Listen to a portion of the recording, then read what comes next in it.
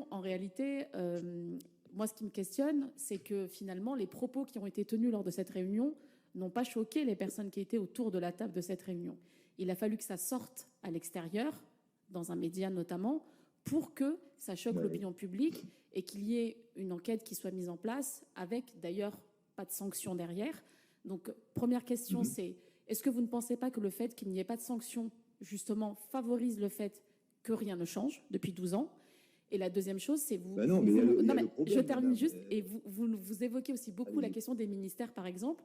Selon vous, est-ce que la fédération elle-même n'aurait pas pu proposer des sanctions aux personnes qui ont tenu ces propos qui sont légalement répréhensibles quand on parle de racisme ou de discrimination? Oui, mais ce que vous oubliez de dire, madame, c'est que cette réunion a été rendue publique parce qu'il y a un monsieur qui a mis un interphone sous un livre. Alors, des réunions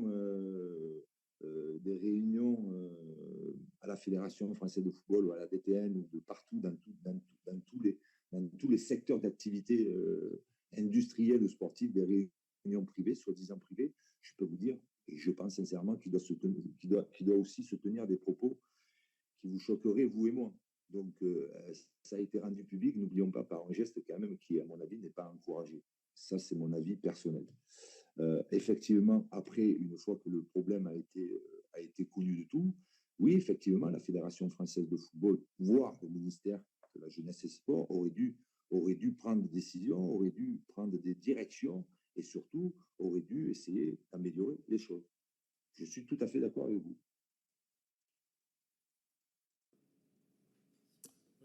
Monsieur Blanc, à nouveau Stéphane Buchou, moi je voulais rebondir sur les propos que vous venez de tenir. Bon, j'entends qu'il faille que l'autorité publique, comme vous l'appelez, intervienne. Alors justement, qu'est-ce qu'il aurait fallu qu'il se passe à l'issue de cette réunion pour que les choses puissent changer? Qu'est-ce que l'autorité publique aurait dû faire? C'est pas un piège, hein. Monsieur Blanc, c'est absolument pas un piège. C'est vraiment pour qu'on puisse. C'est vraiment pour qu'on puisse avancer et que nous on puisse, au sein du rapport qui va être remis à la fin de l'année, faire des propositions très concrètes pour que justement ne plus entendre ce que je viens d'entendre dans votre bouche, c'est-à-dire il y a au final beaucoup de réunions où il y a des propos qui choqueraient tout le monde. Il faut éradiquer ça. Il faut qu'à un moment donné, ces propos-là ne soient plus tenus. Et on a besoin, effectivement, d'avoir des outils efficaces. Et c'est donc le sens de ma question. C'est vous qui les avez, les outils. Mais lesquels? Ce que j'arrive pas à comprendre, c'est que... Alors, pas vous, personnellement. Non, mais j'ai bien compris. Mais l'autorité, c'est qui la représente, l'autorité? Dans un cadre dans un monde de fonctionnement de Fédération française de football, par exemple. Prenons la Fédération française de football. Qui a l'autorité? Qui a pouvoir sur la Fédération française de football? Pardon de vous couper, mais je pense déjà, dans un premier temps, que le président de la Fédération française, constatant un certain nombre de dérives au sein de sa propre fédération, devrait prendre un certain nombre de mesures à minima correctives. Je suis d'accord. Entièrement d'accord avec vous. Mais... il me semble que c'était un sujet aussi de discussion qu'on pourrait avoir. Là aussi, il y a des dysfonctionnements, et vous le savez aussi bien que moi, puisque bon, c'est d'ordre public aussi. Et donc, à partir de là, tout n'est pas parfait, quoi. Tout n'est pas parfait.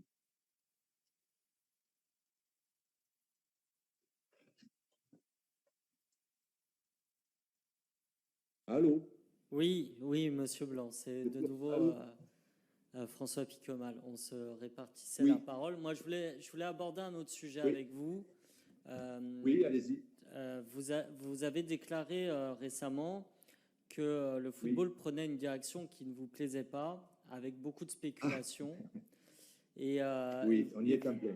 Oui, mais c'est intéressant parce que je pense que la puissance publique peut aussi avoir son mot à dire là-dessus, parce que vous dites, et je partage totalement, on valorise des joueurs non pas par rapport à ce qu'ils font sur le terrain, mais vis-à-vis de ce qu'ils génèrent comme valeur financière.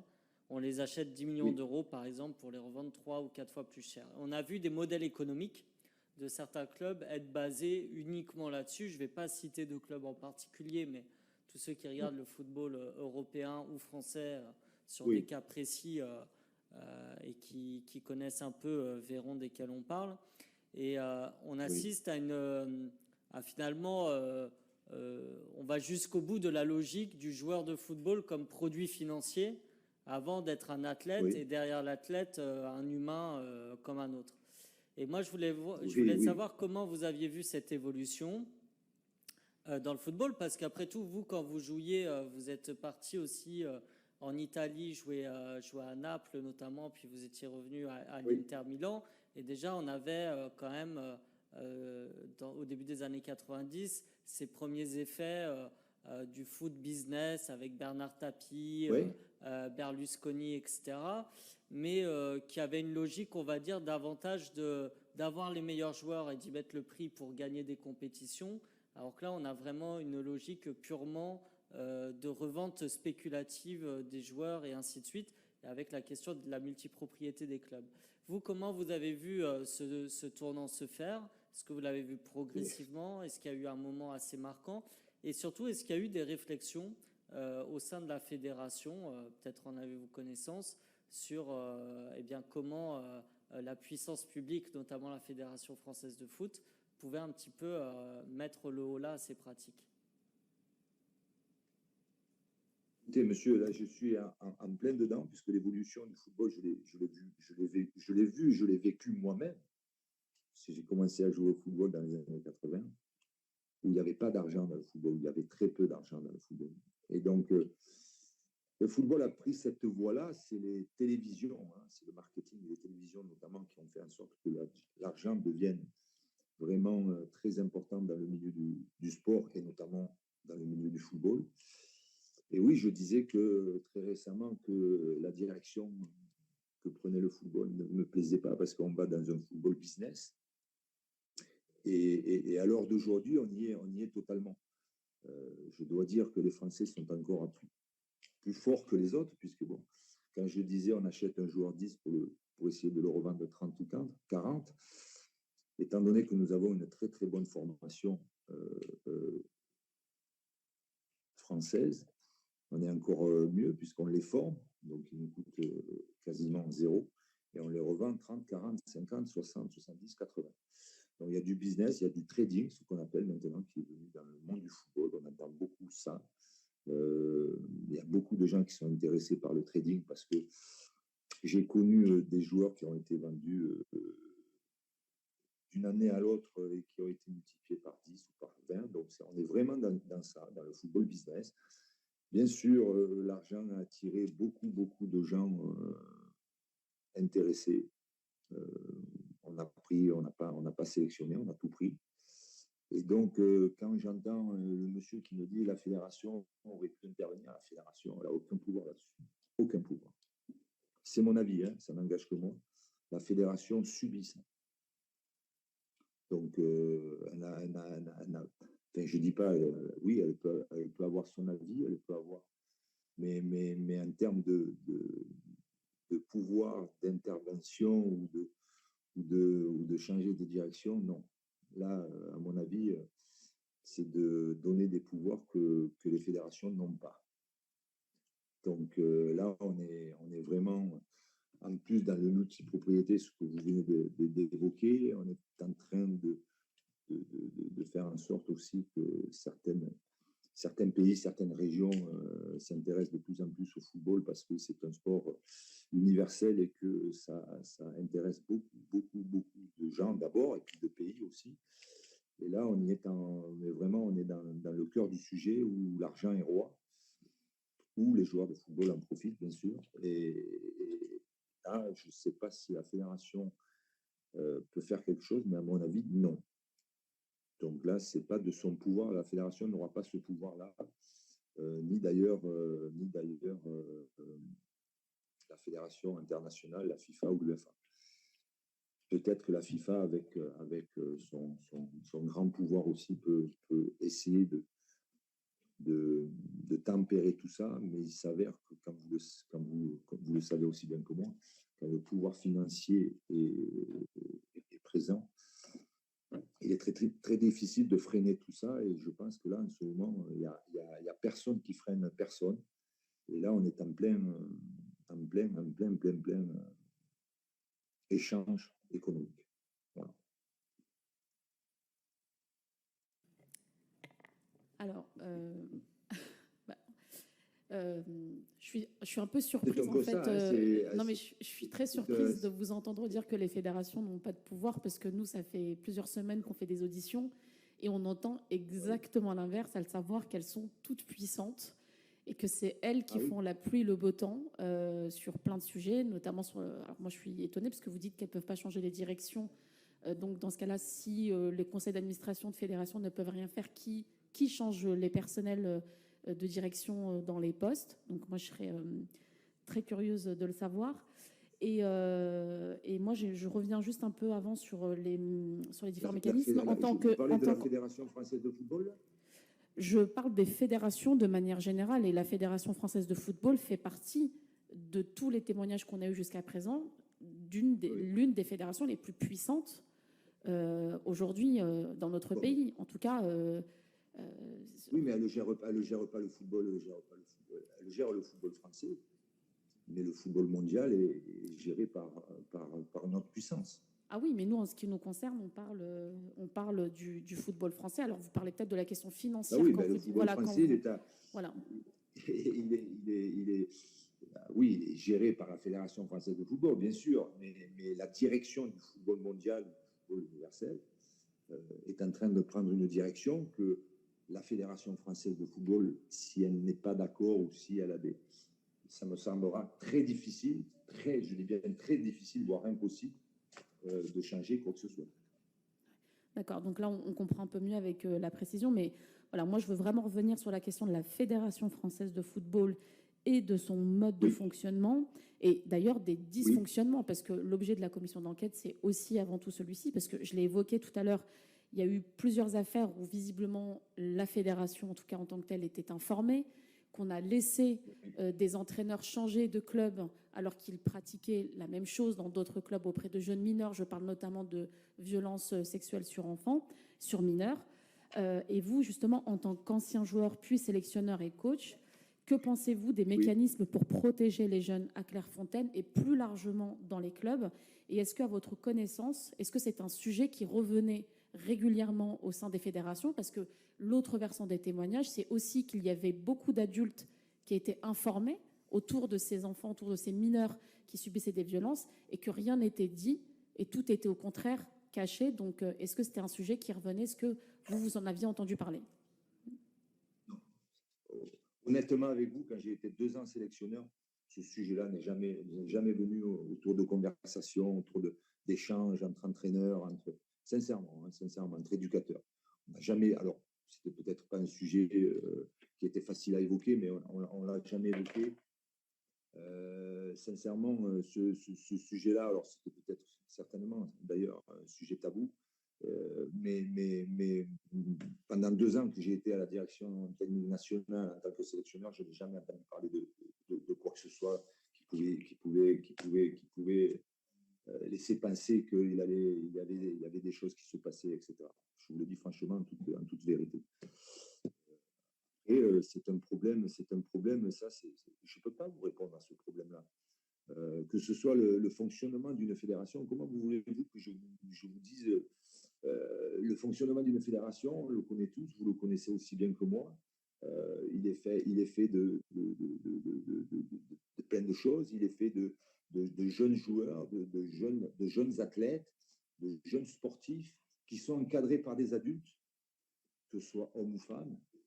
Et ça, que ce soit dans n'importe quelle discipline, que ce soit le football, que ce soit le tennis, que ce soit la natation, que ce soit l'athlétisme, il y a un modèle éducatif, d'éducation physique. Et le fonctionnement sera toujours comme ça. C'est là où il faut mettre comment on appelle ça, des avertisseurs, je ne sais pas comment on dit, qui fait que, bon, voilà, du moment qu'il y a cette validité d'enseigner le sport pour que les athlètes soient les meilleurs possibles, les entraînements se feront toujours entre un adulte et un éducateur et des jeunes. Après, le système de fédération, là aussi, je me permets de vous dire certaines choses, puisque on voit certaines choses qui se sont produites. On voudrait que ça ne recommence pas, on voudrait que ça soit corrigé, on voudrait que ce soit mieux élaboré. À ce moment-là, peut-être il y a un mode de fonctionnement de fédération qui devrait évoluer aussi, ou qui devrait changer, ou qui devrait être autrement, j'en sais rien. Il faudrait, comme vous le dites, il faudrait échanger sur le sujet avec certainement des personnes qui ont d'autres avis ou qui ont d'autres choses à dire intéressantes. Parce qu'on s'aperçoit que le modèle qui a existé depuis 20 ans, ou 30 ans, ou 35 ans, ou 40 ans, ou 50 ans, ben, il a ses limites, et que si on veut progresser, si on veut améliorer les choses, il faut peut-être gouverner d'une autre manière ou faire différemment. C'est un point d'interrogation que je fais, mais c'est une réflexion que j'ai. Voilà. Vous avez réalisé une partie de votre carrière à l'étranger. Existe-t-il des pratiques? Oui. Est-ce que vous avez des pratiques à nous faire remonter, des bonnes pratiques en tout cas, sur lesquelles on pourrait s'inspirer chez nous en France? Ouais, mais je pense qu'effectivement, on peut toujours aller regarder comment les autres fonctionnent, parce que c'est intéressant aussi de prendre ce qu'il y a de bien chez les autres, et ne pas en avoir peur, ne pas hésiter. Mais je pense que tous les problèmes que nous évoquons, j'ai joué en Italie, j'ai joué en Espagne, j'ai joué en Angleterre. Je peux vous dire que ces problèmes-là, ils sont aussi présents dans ces pays-là. Il ne faut pas croire que les autres pays ne sont pas soumis à ces problèmes-là. Je peux vous dire que j'ai joué en Italie, dans un pays du sud de l'Italie, donc le racisme, on y était aussi confronté, je peux vous le dire. Bon, après, il y a des choses, oui, il y a des choses à je pense, regarder et à comprendre. Je pense que le football anglais a été victime d'hooliganisme. Vous savez que ça me fait beaucoup de mal dans le football, puisque bon, c'était quand même très important. Je pense qu'ils l'ont bien réglé. Ils l'ont quand même bien effacé, même s'il y a toujours encore quelques petits problèmes, mais je pense qu'ils ont quand même fait quelque chose. Ils ont quand même été conscients qu'il y avait un problème et qu'on ne pouvait plus continuer comme ça. Donc, je pense que les Anglais ont quand même fait évoluer dans le bon sens du terme ce problème-là. Après, comme je vous dis, si on a conscience que voilà, il faut faire évoluer les choses, le mode de gouvernance, la responsabilité ou les responsabilités à prendre, il faut échanger, il faut être, comme on dit souvent, hein, quand vous n'avez pas conscience qu'il y a un problème, vous ne risquez pas de le régler, le problème. Donc, on le sait, on sait ce qui se passe. Le mode de fonctionnement, il est ce qu'il est. On ne peut pas le transformer et le changer radicalement, parce qu'un athlète, à mon avis, aura toujours besoin d'un entraîneur, il aura toujours besoin de conseils. Donc il y aura toujours. Mais il faut être attentif d'abord, hein. Et puis moi je crois aussi beaucoup au fait que bon, voilà, les gens commencent à parler, les gens commencent à informer, et ça c'est plutôt une bonne chose. Après, il faudrait échanger parmi beaucoup de personnes pour essayer de prendre les meilleures solutions pour régler ce problème, ou tout au moins l'améliorer, le corriger. Justement, je vais rebondir sur ce que vous dites, Monsieur Blanc. Oui. J'entends dans ce que vous dites qu'effectivement, je le disais ce matin, il y a une forme de malheureuse, mais il y a une forme de fatalisme. Pour autant, certes. Non, excusez-moi, monsieur, excusez-moi, fatalisme. Je trouve, je l'ai dit dès le départ, je trouve qu'il y a eu des améliorations dans ce qui concerne l'éducation je prends l'exemple type d'un public dans un stade. Même si le comportement d'un public actuellement dans le stade n'est pas excellent, n'est pas irréprochable. Mais je peux vous dire que je ne sais pas si vous aimez le sport, mais si vous vous rendiez dans un stade il y a 25 ans ou 30 ans ou 10 ans, je peux vous dire qu'on entendait beaucoup plus de choses ou qu'on voyait beaucoup plus de choses que maintenant. C'est mon avis, hein, ça n'engage que moi. Alors, pour répondre à votre question, non seulement j'adore le sport, mais j'adore en particulier le football. Et je vais vous faire une petite confidence. Je suis particulièrement honoré de pouvoir échanger avec Laurent Blanc aujourd'hui. Parce que Laurent Blanc, il m'a fait rêver comme tous les joueurs de l'équipe de France 98. Il n'en demeure pas moins, qu'on parle de sujets évidemment sérieux. Et le football est un sujet particulièrement sérieux. Pour revenir à ce que je disais auparavant, moi je crois vraiment, et ça a été dit par d'autres collègues, je crois vraiment que les fédérations ont un véritable rôle à jouer, et en particulier, évidemment, la Fédération française de football. Alors, permettez-moi cette question. Si demain Laurent Blanc était élu président de la Fédération française de football, que mettrait-il en œuvre pour que... Il ne peut pas. Pourquoi il ne peut pas? Il ne peut pas être élu. C'est ça le problème. Faisons un peu de science-fiction. Imaginons que vous soyez élu à la présidence de la Fédération française de football. Qu'est-ce que vous feriez très concrètement, une ou deux ou trois mesures pour faire en sorte qu'on, peut-être pas éradique malheureusement, mais qu'on diminue de manière très drastique à la fois les violences faites vis-à-vis des enfants et puis les propos discriminatoires dont on vient de parler? Qu'est-ce qu'il faudrait faire selon vous? Peut-être que c'est des relations meilleures avec le ministère de tutelle. Mais... Forcément. Mais permettez-moi, et vous me l'avez bien lancé, alors je ne pense pas que ça a été volontaire de votre part, mais c'est impossible d'être élu président de la Fédération française de football ou de la présidence. C'est le système électoral ne vous permet pas à un personnage qui se présente et qui a des bonnes intentions, ou qui a des très bonnes intentions comme tous les candidats. Là aussi, c'est un sujet peut-être de conversation alors qui n'était pas prévu, mais le mode électoral pour être élu à la présidence d'une fédération, il y a des choses à dire.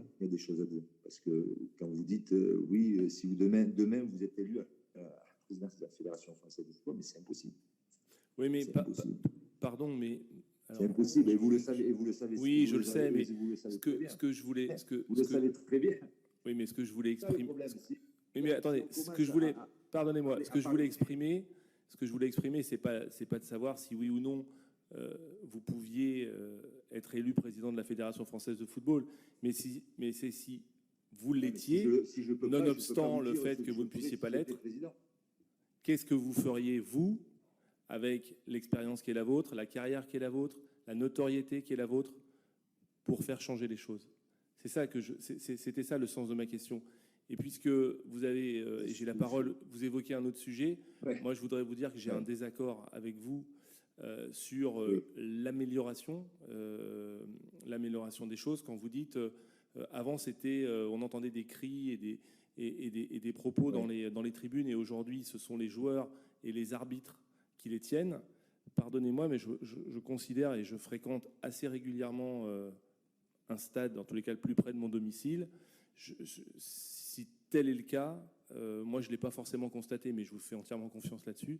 Si tel est le cas, je trouve assez inquiétant, pour tout vous dire, qu'effectivement on n'ait pas su faire œuvre de pédagogie suffisamment forte pour qu'à la fois les arbitres et les joueurs ne tiennent pas ce type de propos.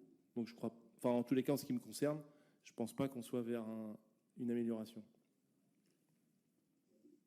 Alors, je vais essayer de vous répondre à tout. Sur la dernière question, oui, effectivement, vous avez dit il y a des arbitres et des joueurs. Mais quand il y a des arbitres et des joueurs, on le sait. Parce que où il y a des micros, où les joueurs le rapportent. Je pense sincèrement que ça existait certainement avant. Mais dès qu'il y a des propos limites racistes entre joueurs, entre arbitres, on le sait. seul problème, c'est qu'un stade de football, ce n'est pas que le terrain, ce n'est pas que le carré vert. Il y a le public, à mon avis. Le public est dur à éduquer là-dessus. Et c'est pour ça que je disais qu'il me semblait qu'il y ait une amélioration durant ces 30 dernières années vis-à-vis du public, même si tout n'est pas parfait.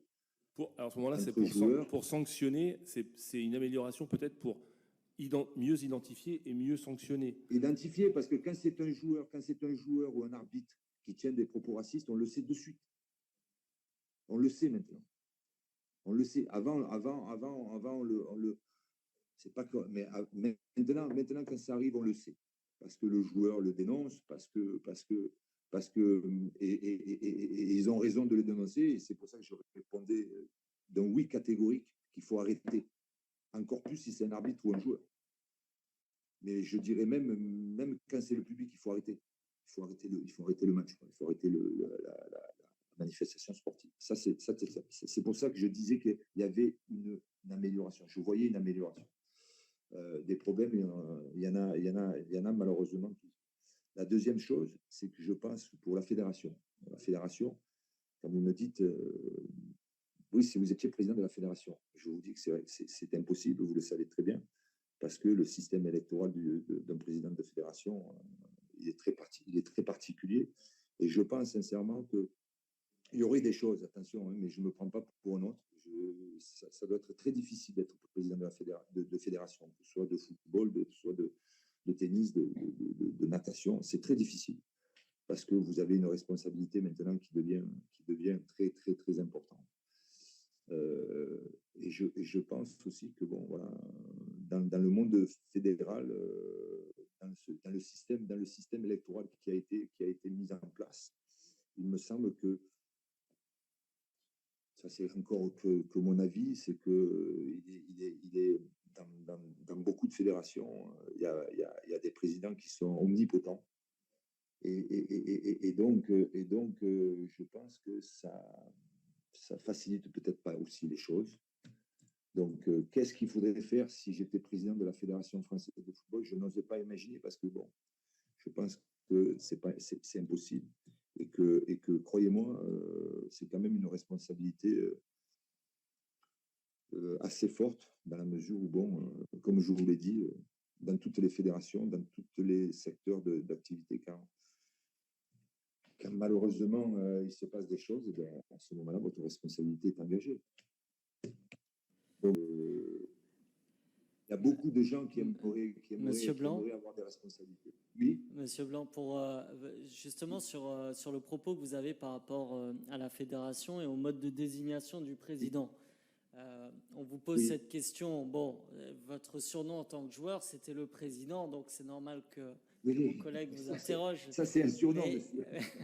Mais vous soulevez un très bon problème. Il y a énormément de critiques sur la gouvernance et le mode de désignation des représentants de la FFF.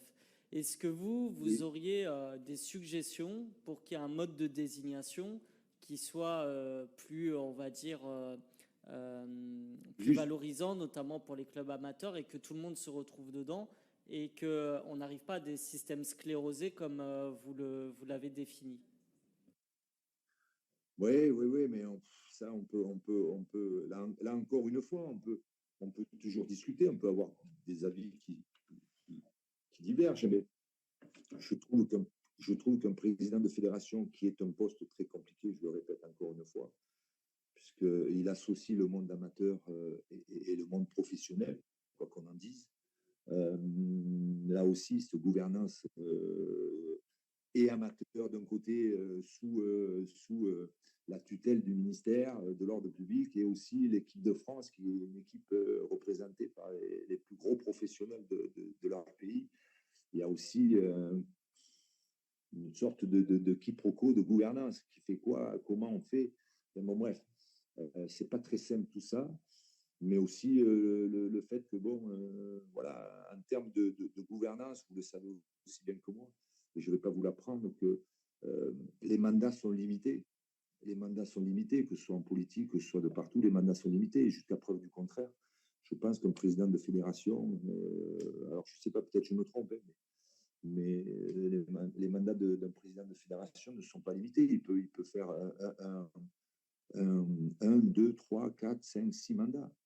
Et vous arrivez avec des présidents qui sont là depuis 20, 25 ans, 30 ans, et qui sont omnipotents, quoi. Donc, mais je ne parle pas que de la Fédération française de football, d'ailleurs. Donc, voilà. Est-ce que c'est le meilleur système? Est-ce que c'est le meilleur moyen? Je ne sais pas. Il faut en discuter, il faut échanger. Moi, je pense qu'il faut être déjà conscient de tous ces problèmes-là et qu'il faut mettre plein d'avertisseurs ou d'avertissements dans l'éducation des jeunes, parce qu'on s'aperçoit qu'il y a une multitude de problèmes. Écoutez, merci, mais peut-être moi je vais faire une remarque quand même, parce que je pense que je regrette quand même que dans vos réponses, j'ai le sentiment qu'on soit passé quand même à côté du vrai sujet, qui est quand même que sous couvert déjà de la question des binationaux, on a tenté d'écarter des jeunes Français du fait de leur origine supposée ou réelle. Ce ne sont pas des propos de vestiaire, hein, comme vous avez pu le dire, mais des propos de responsables sportifs de la plus grande fédération. C'est pas anodin. Juste, je vais terminer, puis après, vous aurez le loisir de rebondir. Moi, j'avoue que je m'attendais à... Le problème des binationaux, il faut l'attaquer fort, les binationaux. Mais oui, parce que les binationaux, ils sont français. Et ce matin, à juste titre, quand on a auditionné les journalistes de Mediapart, ils nous ont dit... vous savez, si cette sélection, si ces quotas avaient été mis en place, on n'aurait peut-être pas eu Kylian Mbappé qui joue aujourd'hui dans l'équipe de France. Donc, vous voyez, c'est pas anodin. C'est pour ça que j'insiste vraiment là-dessus.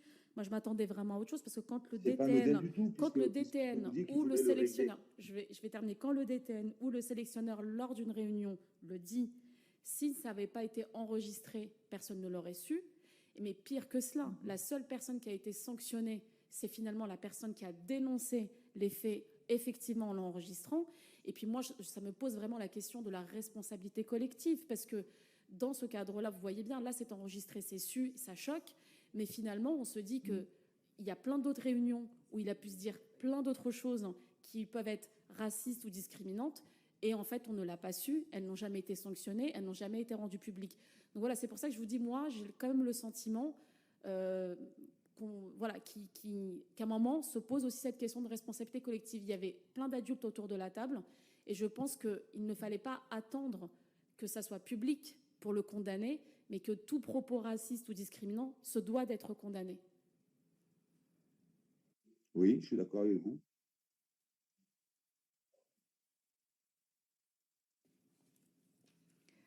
Monsieur Laurent Blanc, est-ce que vous pensez nous avoir tout dit au cours de cette audition? Je vous ai tout dit par rapport aux questions qui ont été posées. Moi, j'aurais aimé avoir un peu plus de discussion et d'échanges sur les problèmes qui existent encore aujourd'hui, et que cette fameuse réunion avait soulevé il y a 10 ans. Voilà. On parle toujours, la dame vient de me parler des binationaux. Je ne fais pas une fixation sur les binationaux, mais à mon avis, il faut régler cette question-là de choix. Il faut rester, et on ne le fait pas. Quand j'ai commencé le football, il y en a toujours eu des binationaux, il y en aura toujours, même des trinationaux. Il s'avère que est-ce que notre nationalité sportive, nous avons le choix de le faire, mais il faut faire le choix. À mon époque, quand je jouais, on la faisait à 21 ans, quand on était en espoir. Est-ce qu'on a changé depuis? Non. Et voilà. Donc, on aurait pu en discuter, puisque c'était le sujet de cette réunion il y a 10 ans. Bon, écoutez,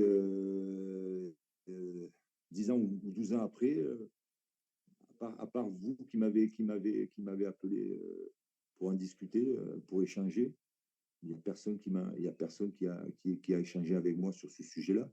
Et je pense, comme vous l'avez dit, que pendant 10 ans, on a mis ce dossier, ces dossiers-là à l'écart. Et je pense que ce n'est pas le meilleur moyen pour essayer de corriger et de faire évoluer les choses. Vous avez les questions entre les mains. Vous savez que vous pouvez compléter vos propos, vous pouvez également formuler